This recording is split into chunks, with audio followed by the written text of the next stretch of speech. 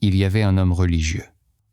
On le reconnaissait à sa droiture, à sa parole mesurée, à sa constance dans l'effort. Il priait avec sérieux, guidait avec exigence, voulait le bien et craignait de s'en éloigner.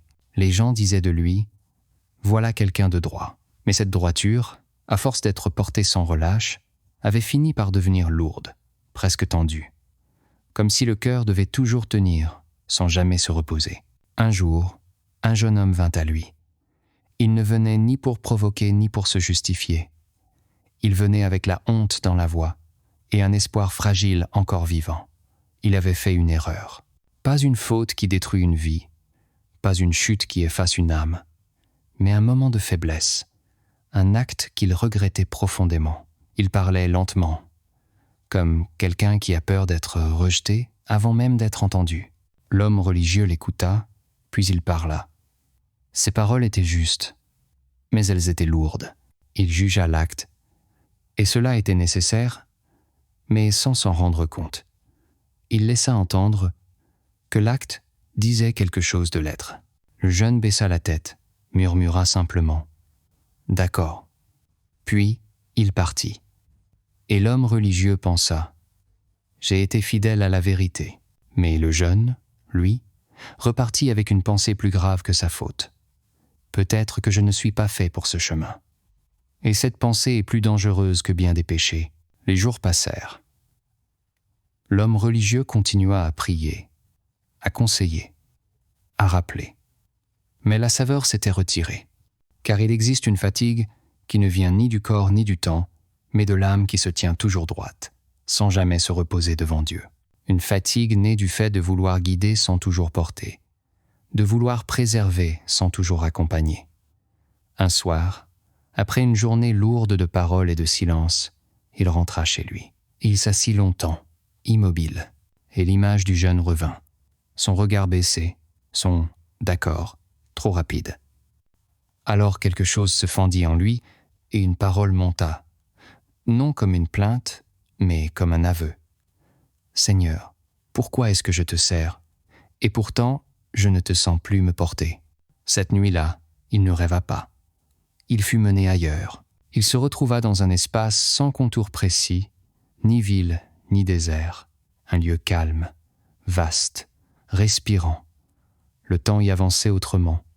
Chaque souffle semblait compter. Et là se tenait le sage. Il ne parlait pas beaucoup. Il n'enseignait pas.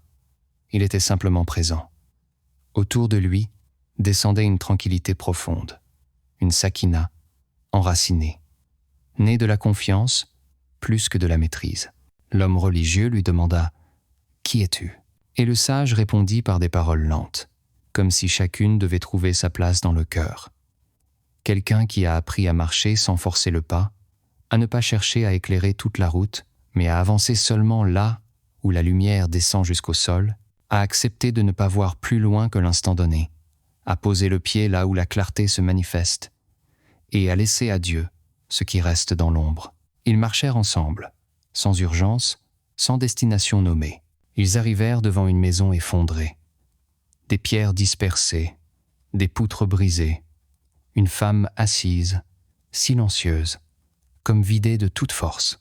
L'homme religieux sentit les mots monter en lui, des rappels, des vérités, des exhortations, mais le sage retroussa ses manches, ramassa une pierre puis une autre. Il observa ce qui pouvait encore tenir, appela des voisins, commença à reconstruire.